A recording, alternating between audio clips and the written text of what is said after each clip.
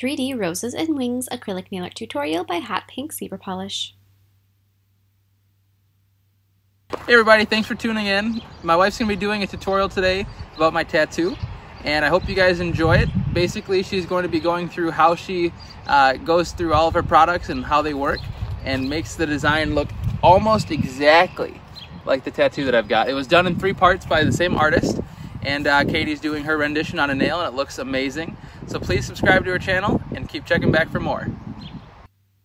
I'm going to begin with an overlay of a cover pink acrylic just to start out the base of the design. I wanted to replicate his tattoo as closely as possible, and this was actually a request from one of my subscribers a really long time ago when his tattoo was visible in a video, and they're like, hey, you should do a design on that, and I have no idea who requested it, but I've been hanging on to the idea for a while, so I tried to replicate his tattoo as closely as I could, and here's what I came up with. So after you have that cover pink layer down, I encapsulated the nail with a layer of clear acrylic, and now I'm going to be filing the nail into shape with my e-file, going over the whole thing to make sure it's nice and smooth. First with a coarse bit, and then secondly with a much finer bit to make it easy to work on top of. So now on a nail form backing, I'm going to be sculpting 2 red roses. And his tattoo actually has 3, I believe. But I wanted to just, as much as I wanted to make it as close to the original design as possible, I also wanted it to fit well on a nail, and since a nail isn't exactly the same shape as an arm, aesthetically I just tweaked them a little bit. So make my roses. If you guys have never seen a video on making roses, or you've never made roses yourself, I believe I have one that's a really in-depth video on making roses. I'll have to scroll through. I've got over 1,000 videos, so I forget how many, or what ones I've made and what ones I haven't, but I think I do, and I'll stick it in the description box below. Basically what you want to do to make a rose, and there's a bunch of different methods of it, but my favorite way is I have a cone-shaped silicone tool. So I make the first petal, and I'm obviously doing this with red, and then I wrap it around my silicone tool. That creates a little perfect little center shape for you. And then after you have that first one done, this is for a very open rose. If you're making a more closed rose, that one that's not entirely bloomed yet, you don't want to use a silicone tool because it'll make it look too open. But then after you have that first petal down, just take little beads of acrylic, let them set up and pat them out with your brush. You can even utilize the texture of the bristles of your brush to create some of the texture of the petals themselves. And then just pick them up one by one when they've turned matte and they're going to hold their shape, and apply them to the rose. You're going to want to make petals in rows of 3, not rows, but R-O-W-S, rows of 3, with the exception of that first one in the center. So whatever your number is of your final petals, say you're going to make 3 rows of petals, then you're going to have 9 plus that one in the middle for 10 petals. So that's kind of the mathematics of it. So just keep that in mind as you're working with them. So I like to sculpt them in sets of 3 as well, just to keep it all even Steven. So after you have your 2 roses done, I'm going to glue them onto the nail. So just take a little drop of nail glue, place them down, and hold them in place. Before you glue them, I find it helpful to set them on the nail and sort of hold them in place and get an idea of where you want them to be glued, so that you don't glue them down and then decide they should have been up or down a little bit more, left or right. So after you have them in place, I'm going to take some green acrylic and I'm going to be adding a couple leaves around the roses. So just take little tiny bits. I'm not going to overly detail these leaves. In fact, in the final design, you almost don't even notice that they're there. They're kind of a background object. So when you're sculpting them, don't overstress about them, but they just sort of fill in the gaps and make the design look more complete. So after you place them down, you can take just the very tip of your brush and sort of carve out a middle vein in them if you want, or you can leave them to be pretty flat. It's up to you. So I have a couple in the middle there, and I'm going to add a couple on the side. Don't worry about adding the leaves above the flowers, because there's going to be a blue part of the design above the flowers. So to start out with, you don't have to worry about adding them there. If later you look at it and decide you need to fill in the design a little bit more on the top, you can say add more leaves or something, but don't worry about that at this point. So now with white acrylic, we're going to be sculpting the first layer of the angel wings. So these wings, the first part of them is sculpted just directly on the nail. So this is the part that would be from shoulder to elbow if you're looking at wings. So from shoulder to elbow, so you have that part that comes up, and this is also kind of like a background element of it, and you don't hardly see any of it in the final design, but you need it there to fill in any spaces that it could possibly peek through.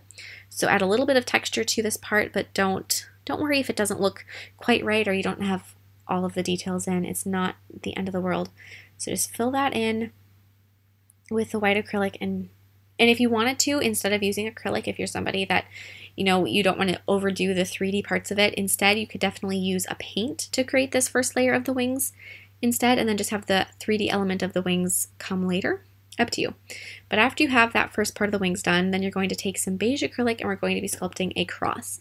So between the two wings, there is what looks like wood. It's got wood graining on it for the cross. So we're going to sculpt the first layer as kind of a pointed, almost diamond-shaped pattern on the top of the cross, and then it gets narrower, and then it tapers back, and it tapers down towards the middle, and then it flares back out at the bottom of the first line of the cross.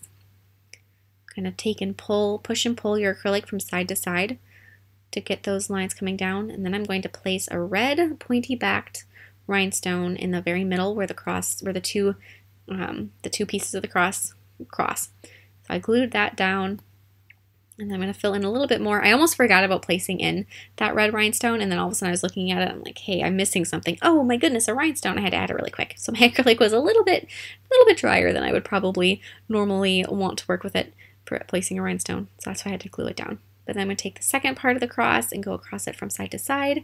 And the ends of this portion of the cross get covered up by the rest of the wings, so you don't have to deal with making sure that they're perfect on the sides. So now I'm going to go back to a nail form backing, and I'm going to be sculpting the really 3D element of the wings. So just take and I like to set the nail down next to where I'm working so that I can see what I'm doing as I'm working on it and make sure that the sizing looks appropriate. So this is the part of the wing that goes from elbow to the phalanges. So when you're doing this part, this is the part that's got the really long flight feathers on it, and it has just a couple of like the little fluffier feathers that are more towards the elbow. So just add, and this is also where you want to add more details with your brush. If you're somebody that, again, doesn't really love to work with acrylic, this is a very good time to use something like a 3D gel or a 4D gel because it'll make these shapes really easily. So if you are more of that kind of a product person, then you can go ahead and use those instead. I'm going to do one wing and then sculpt the other wing. At this point, as you can see, there's a little bit of a pink hue to my wings. That was unintentional just because I didn't cleanse my brush properly before I started working on this. But then I'm going to go through and pick up that piece of wing and sort of tuck it so that the very tips of the feathers go right to the end of the cross. Same thing on the other side, and then after you have those in place, as you can see, it's not really held on very well. So I'm going to fill in the back of it with some clear acrylic to make sure it, 1, holds onto the nail, and 2, it makes it stronger so that they're not so fragile. And then after I have that, I'm also going to take some clear acrylic and fill in behind my roses to make sure that those are nice and strong as well. That little bit of clear acrylic might seem like an extra step that isn't necessary, but if you're planning on doing anything with this, like this would make a really pretty necklace, you definitely want to make sure it is strong. So then with clear acrylic, once again, I'm going to be attaching a pointy bottom blue rhinestone. So I didn't want a very dark blue. So this part of the tattoo, of Terrell's tattoo, the blue, is a sapphire for his birthstone. So I wanted to type as close as I could get to a sapphire type blue, and that was the closest I could get for that color. But after I have that rhinestone in there, I finished off the wings with a touch more of white acrylic blending the base layer of the wings to the 3D part. And then I'm going to go through with paint and start adding details. So I'm going to add some blue lines going from that blue rhinestone out towards the outer edges of the design, kind of tucking it behind the roses. And then I'm going to highlight the edges of the roses with a brighter shade of red paint just to make them pop a little bit more so you can really see each individual petal easier. Another way to do this, if you don't want to do it with paint, is that if you had more than one shade of red acrylic, you could double dip your beads of acrylic and make sure that the lighter portion of each petal was on the outside edge. That would give you a similar effect. And then with black paint that is diluted, I'm going to be adding all of the details to the wings. So as you can see, that first layer of acrylic that I placed down, the one that I said it wasn't really that big a deal, you can barely see any of it. It pretty much is covered up, but you just want it there in case it is visible. But you can just detail that and kind of shade that in a little bit so it's not so bright and give it some more dimension. And then add little details to the feathers. And then I'm going to take some brown paint and add wood grain to my cross. And painting wood grain is very similar to painting zebra print, but since there isn't much space here, just adding a couple little brown lines and a couple dots will really do the trick. Add some white highlights on the wings so that they pop even more, and kind of add just a little bit of a dotting motion. And then I'm going to be applying a layer of gel sealer over the background to make sure that it's so shiny. And after that's applied, then you can go ahead and cure it and finish off the 3D art with a layer of matte top coat.